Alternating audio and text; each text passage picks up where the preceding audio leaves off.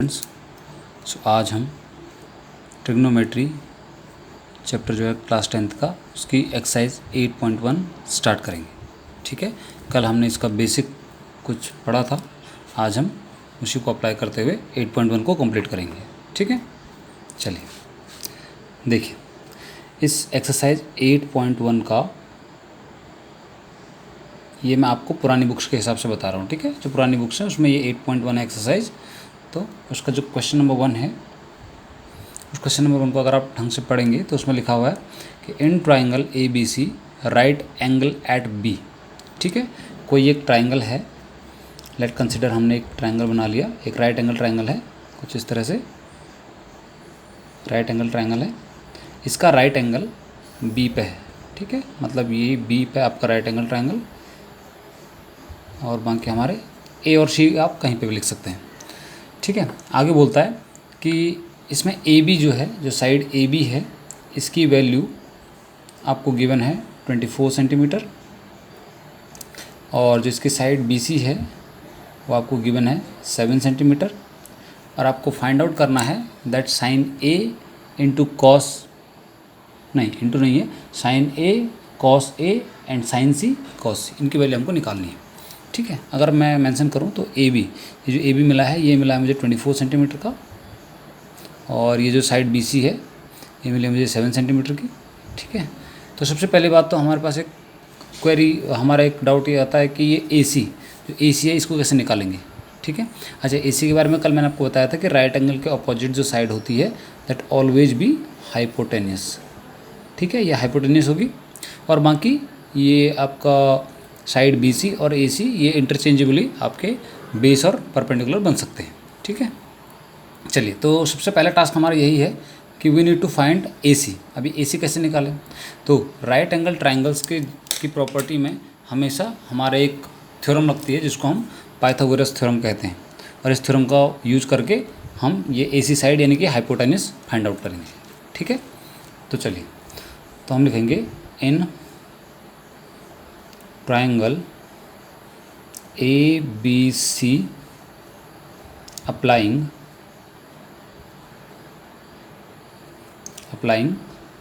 PGT, मतलब Pythagoras theorem apply करने पर। ठीक है, PGT क्या कहती है, वो कहती है हाइपोटेनियस का square, hypotenuse square that is equals to base square plus perpendicular square. ठीक है, परपेंडिकुलर का स्क्वायर यह है आपके पास।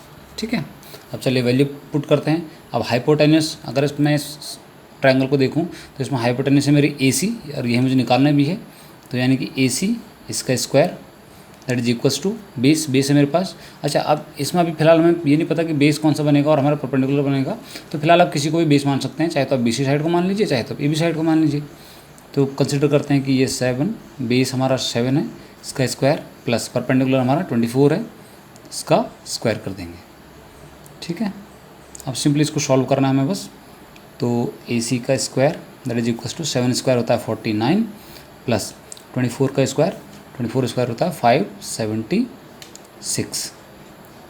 ठीक है, चलिए आगे बात करते हैं। AC square that is equals to, इन दोनों को ऐड करके हमें मिलेगा 625। ठीक है, अब यहाँ से AC square that is equals to 625। अब इन दोनों के ऊपर हम रूट लगा देंगे। बहुत सारे तरीके हैं, आप दोनों के ऊपर रूट लगा दीजिए। ठीक है, ये भी तरीका है, या फिर अब ऐसा भी बोला जाता है कि इसका स्क्वायर हटेगा तो यहाँ रूट लगेगा। तो चलिए यही कर लेते हैं, रूट 625, इसका स्क्वायर हटा तो उस राइट साइड में जो आपका नंबर है उसके ऊपर रूट लग गया। अब हम 625 का अगर रूट निकालेंगे तो ये रूट आएगा हमारे पास 25 का। ठीक है, मतलब ये जो आपकी वैल्यू बनी AC की वो है 25 सेंटीमीटर। अगर किसी को ये रूट निकालना नहीं आता इन केस, तो आप इसके प्राइम फैक्टराइजेशन करके भी निकाल सकते हैं इस तरह से। फिर इसको तोड़ोगे आप, है ना, 5 के टेबल से तोड़ेंगे, तो इस तरह से आप इसको तोड़ते रहोगे। जैसे 5 × 5, ठीक है, 1 बचा 12, 5 × 2 = 10, 2 बचा 5, 5 × 25। फिर 5 के टेबल से करेंगे तो 5 × 2 = 10, वहाँ से बचा 2, 5 × 5 = 25, अगेन 5 से करेंगे फिर 5 आएगा, अगेन 5 से करेंगे 1 आ जाएगा।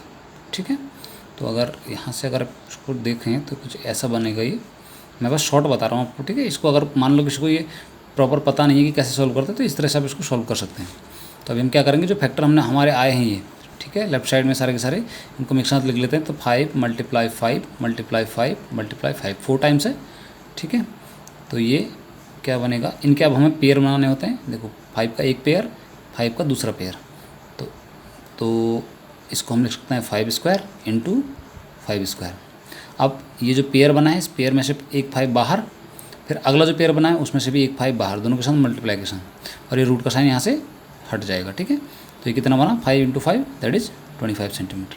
तो अगर आपको डायरेक्ट नहीं आता तो आप इस तरह से भी कर सकते हैं। ठीक है, तो AC की वैल्यू हमारी कितनी आई यहाँ से 25, तो यानी कि हाइपोटेनस हो गया हमारा कितना 25 सेंटीमीटर। ठीक, इतना हो गया। अब आते हैं हम क्वेश्चन पर कि हमें क्वेश्चन में पूछा क्या था। तो हमारे पास तीनों चीज़ें हैं। ठीक है, हाइपोटेनस भी है और आप किसी को भी बेस या हाइट मान लो फिलहाल, तो ये हमारे बेस भी है और हाइट भी है। अब what we need to find, हमें निकालना क्या है, हमें ये चेक करना है सबसे पहले। तो देखो हमें निकालना है इसके फर्स्ट पार्ट में, 2 पार्ट हैं इसके। तो फर्स्ट पार्ट में हमें फाइंड आउट करना है दैट साइन ए निकालना है। ठीक है, अब साइन ए कैसे निकालेंगे, साइन ए के लिए मैंने आपको कल बोला था कि अच्छा ए मतलब ये ए एंगल पे बात कर रहा है, इस एंगल पे, मतलब साइन ए यहाँ पे निकालना है हमें साइन। अब कल हमारा एक फार्मूला था, पंडित बद्री प्रसाद हर बोले। ठीक है, तो ये P/H जो है हमारा परपेंडिकुलर अपॉन हाइट, ये है हमारा साइन थीटा। ठीक है, तो यहाँ से भी हम सेम वही साइन ए की वैल्यू बनेगी हमारी P/H। अब क्वेश्चन ये है कि इस एंगल ए पे P क्या बनेगा। तो कल मैंने आपको बताया था कि जिस लाइन के ऊपर, जैसे देखो ये जो AB लाइन है, AB साइड जो है, इस साइड के ऊपर 2 एंगल बन रहे हैं, तो ऑब्वियसली ये बनने वाला है फिर हमारा बेस, ये हमारे बेस की तरह काम करेगा। और इसकी जो अपोजिट साइड अब बची हुई, देखो ये हाइपोटेनस है, ये तो कभी चेंज होगा नहीं, ये बेस बन गया, और ये बचा अब आपका परपेंडिकुलर। तो परपेंडिकुलर मेरे पास साइन ए का जो फॉर्मूला है वो है P/H। P क्या है मेरे पास, परपेंडिकुलर मतलब ये नीचे वाली साइड। ठीक है, दैट इज 7/H, H मतलब हाइपोटेनस मतलब 25। तो ये हो गया मेरा साइन ए की वैल्यू। ठीक है, चलिए इसी का सेकंड पार्ट है, इसी का कॉमा करके एक दूसरा पार्ट दिया है दैट इज कॉस ए। इसमें पूछा है कॉस ए की वैल्यू। अच्छा, अब कॉस ए का फॉर्मूला, तो कॉस हमारा है B/H। ठीक है, बेस अपॉन हाइपोटेनस। अब क्योंकि ए एंगल पे ही पूछा है तो यहाँ ए एंगल है हमारा, ये हमारा बेस बनेगा। तो ये कितना है, ये है 24 अपॉन में हाइपोटेनस है हमारे पास 25। ये हमारी दूसरी वैल्यू निकल गई। ये हमारा फर्स्ट पार्ट था। चलिए अब ज़रा सेकंड पार्ट की बात करते हैं। तो सेकंड पार्ट में हमसे पूछा गया है साइन सी।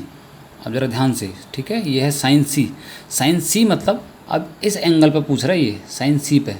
तो साइन सी की जब बात कर रहा है तो उस केस में आप देखो ये जो साइड है हमारी BC साइड जो है हमारी, इस पर 2 एंगल हमारे बनते हैं, सॉरी हाँ 2 एंगल बन रहे हैं। देखो एक 90 डिग्री का एंगल है और ये वाला एंगल। तो ये तो मेरा अब बेस का काम करेगा। ठीक है, ध्यान रखना, ये बेस का काम करेगा। तो फिर ये मेरा अब किस का काम करेगा, AB साइड जो है मेरी वो परपेंडिकुलर का काम करेगी। ठीक है, BC will be base and AB will be perpendicular now. तो फॉर्मूला अभी भी वही है हमारे पास सेम, दैट P/H, बट इस केस में मेरा परपेंडिकुलर क्या हो गया, चेंज हो गया। अब परपेंडिकुलर बना क्या मेरा परपेंडिकुलर बन गया 24, और हाइपोटेनस तो मेरी कभी चेंज होने वाली है ही नहीं इस केस में। तो 25 का 25 ही रहेगा, ये मेरी पहली वैल्यू। और इसी का एक नेक्स्ट पार्ट और है, उसमें लिखा है कॉस सी। ठीक है, तो कॉस सी की वैल्यू क्या होती है, कॉस का फॉर्मूला होता है बेस अपॉन, देखिए बेस अपॉन हाइपोटेनस। अब सी पे पूछ रहा है, एंगल सी पे, तो एंगल सी पे बेस क्या है, बेस से नीचे 7 सेंटीमीटर है ना। तो पहले फॉर्मूला लिख लेते हैं, यह है बेस अपॉन हाइपोटेनस। बेस की वैल्यू जो है हमारे पास वो है 7 और हाइपोटेनस हमारे पास 25 सेंटीमीटर। ठीक है, ये आपका आंसर हो गया। तो यह है आपका क्वेश्चन नंबर 1। अब मिलते हैं क्वेश्चन नंबर 2 में। अब करते हैं क्वेश्चन नंबर 2। ठीक है।